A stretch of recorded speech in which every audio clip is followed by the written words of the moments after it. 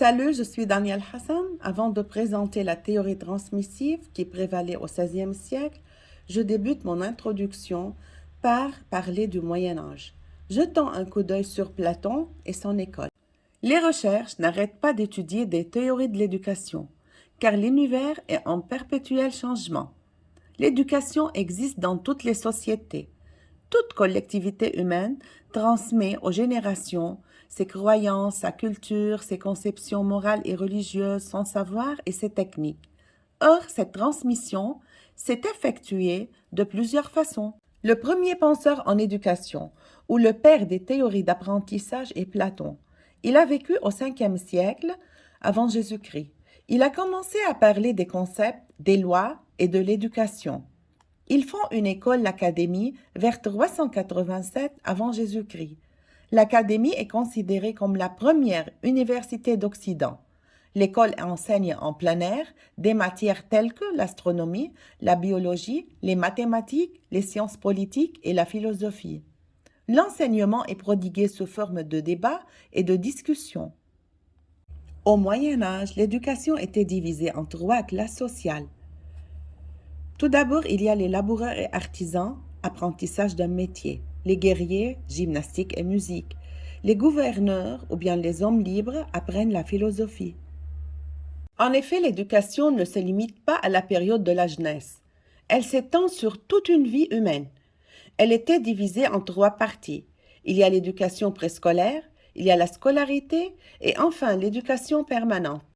La méthode transmissive, appelée aussi expositive ou magistrale. Elle se base sur un apprentissage vertical, selon lequel l'enseignant détient toutes les connaissances, tous les savoirs qu'il transmet aux apprenants.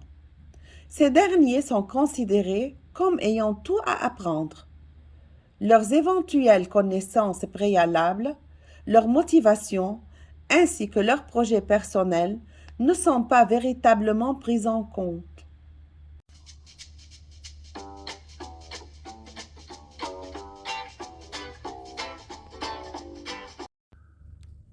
John Locke, né en 1632 et mort en 1704, il était un philosophe anglais, souvent qualifié d'empiriste, car il croyait que la connaissance était fondée sur l'observation et l'expérience empirique.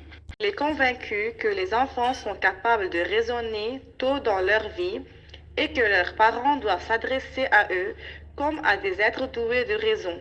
Il ajoute même que les parents doivent avant tout tenter de donner à leurs enfants l'habitude de penser de manière rationnelle. Quels sont nos moyens de connaissance? Quels objets notre intelligence, notre entendement, est-il capable d'atteindre? John Locke répondra à cette question dans son célèbre Essai sur l'entendement humain de 1689. Mais que dit-il? Que notre seul et unique moyen de connaissance est l'expérience. Il a été séduit par le projet et la méthode de Descartes. Mais il va se séparer de lui sur la question des idées innées. Rappelle-toi, pour Descartes, il existe en nous des semences de vérité qui sont nées avec nous. Elles sont le fondement de la connaissance certaine et de la science. Ces idées innées sont notamment le cogito, vérité première, qui résiste au doute et à partir de laquelle peut se construire une science certaine. Et Dieu, le garant de cette vérité première, à partir de laquelle tout reconstruire. Locke rompt donc avec Descartes et emprunte une image à Aristote, celle de la table de cire vierge sur laquelle on écrivait dans l'Antiquité. Supposons donc qu'au commencement, l'âme est ce qu'on appelle une table rase, vide de tout caractère sans aucune idée, quelle qu'elle soit. D'où tire-t-elle tous ces matériaux qui sont comme le fond de tous ces raisonnements et de toutes ces connaissances? À cela je réponds en un mot, l'expérience. C'est là les fondements de toutes nos connaissances, et c'est de là qu'elles tirent leur première origine. Et c'est son idée centrale. La connaissance certaine n'est pas tirée des idées innées, mais de l'expérience. L'expérience est la seule source du savoir.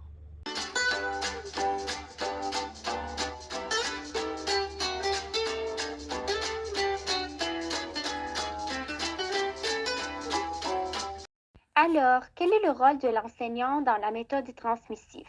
L'enseignant doit définir et maîtriser le savoir pour le transmettre. L'enseignant doit déposer son empreinte sur l'apprenant, doit être attentif à la clarté de son discours et à la qualité de son exposé. L'enseignant doit choisir les bons exemples et les explications appropriées, doit s'assurer que l'apprenant a bien réceptionné ce qu'il a tenté de lui transmettre et qu'il est capable de les répéter sans commettre d'erreurs. Quel est le rôle de l'apprenant dans la méthode transmissive? L'apprenant doit écouter attentivement, doit mémoriser et restituer les connaissances. L'apprenant doit être attentif. L'apprenant doit faire preuve de bonne volonté. L'apprenant doit accepter de différer son besoin de compréhension globale.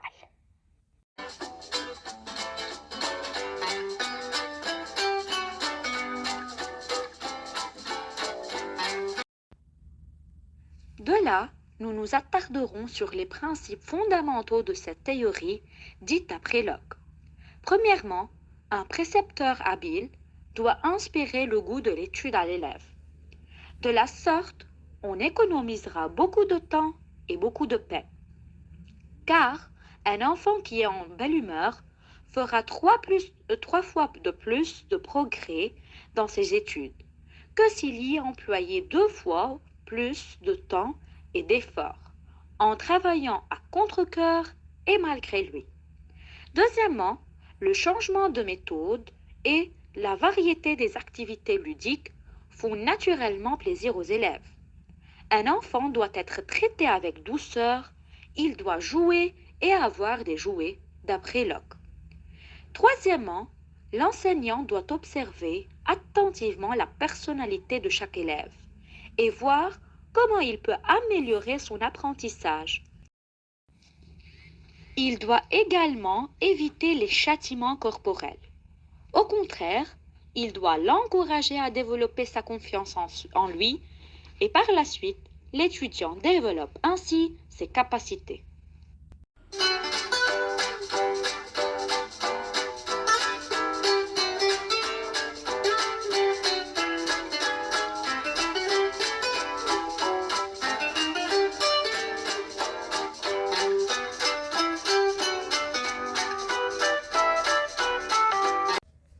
Pour Luke, une personne est un être pensant et intelligent, capable de raison et de réflexion. Il faut apprendre aux enfants à agir rationnellement. L'éducation est la clé de la libération de la société de la tyrannie politique et psychologique.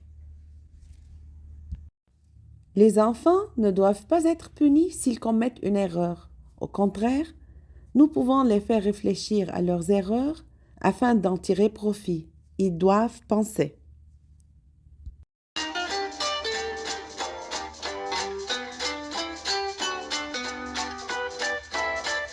D'après Jean-Luc, dans la théorie transmissive, le maître et l'élève ne doivent pas se tromper. Pourquoi? Parce que l'erreur peut créer un mauvais réflexe ou cela va s'imprimer dans la tête de l'élève.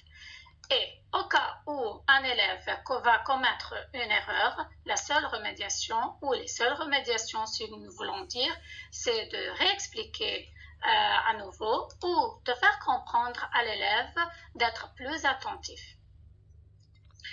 Bien, lorsqu'on parle de cette théorie aussi, comme toutes les théories d'apprentissage, on a les avantages et les limites. Dans les avantages, bien sûr, nous allons parler du temps et des moyens, bien sûr, nous allons mentionner cela. Et le deuxième point aussi, c'est lorsqu'il y a un seul livre pour un seul enseignant. Pour les limites, nous allons noter les points les plus importants. La première, c'est lorsque la conception initiale qui se trouve chez l'apprenant est inadéquate avec la connaissance interférée par le prof. Par exemple, lorsque je parle de l'auxiliaire avoir, nous savons tous que l'auxiliaire avec l'auxiliaire avoir, nous n'avons pas l'accord et ne fait pas l'accord, sauf ce qui est inadéquat là, c'est que lorsque le COD est placé avant. Donc là, l'apprenant ne peut accepter, parfois ne peut pas accepter cette nouvelle connaissance. Le deuxième point, là, nous allons voir que pas tous les apprenants comprennent ou sont capables de capter les informations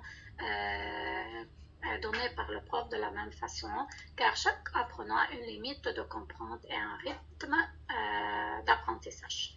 Et à la fin, le point le plus important, nous allons parler aussi de la dépendance de l'apprenant. Là, ce qu'il faut faire attention, c'est de l'absence de l'autonomie de l'élève. Car parfois, l'apprenant devient dépendant et devient irresponsable. Et merci.